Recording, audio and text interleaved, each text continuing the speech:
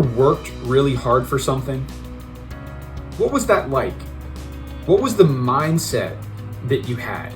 Maybe that was working really hard to get a good grade on a test, or to achieve something in sports or in a club. When I think of hard work, one of the first things that comes to mind is farmers. Think about if you were a farmer and you have to work in the fields day in and day out, but you know that when you put in the hard work, when you labor in the field, it's going to produce a harvest and a crop, and you will reap the benefits of that, and you will receive joy from that.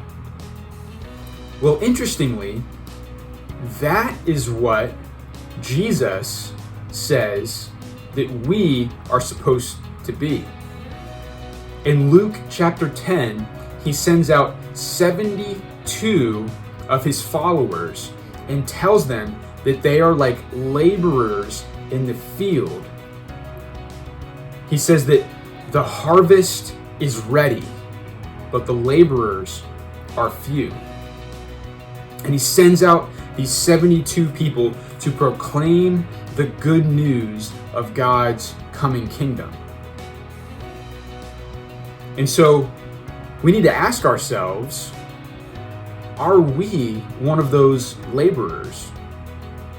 Are we actually laboring to bring about salvation, to tell other people the good news of who Jesus is and what he has accomplished for us on the cross? Or are we just living our lives in a comfortable way? And as you read the passage this week, I want you to think about how much of this passage really does apply to me, and how much of it is just specific to these 72 people.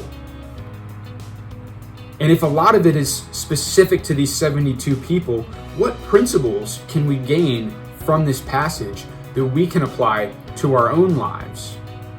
Because like I said, and I don't know if you guys are the same, but I know for me, it's so easy for me to get in this routine of just living my life that I lose sight of what the goal is, and I lose sight of putting in the hard work to go tell others about Jesus.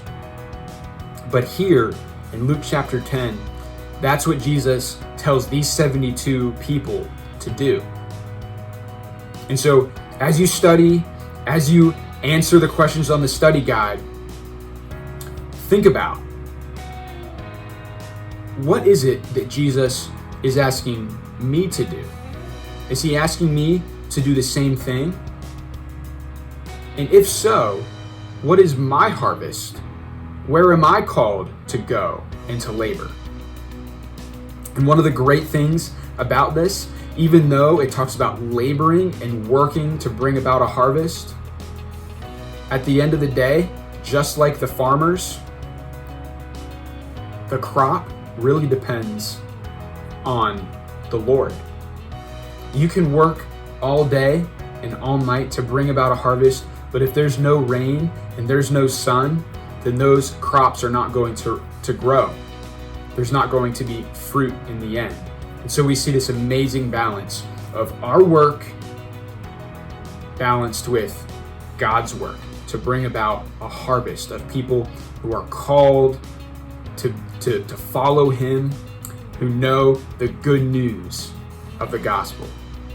And so I hope that this short intro is helpful to you guys. I hope you have a great time completing this study guide, and I look forward to seeing you all soon.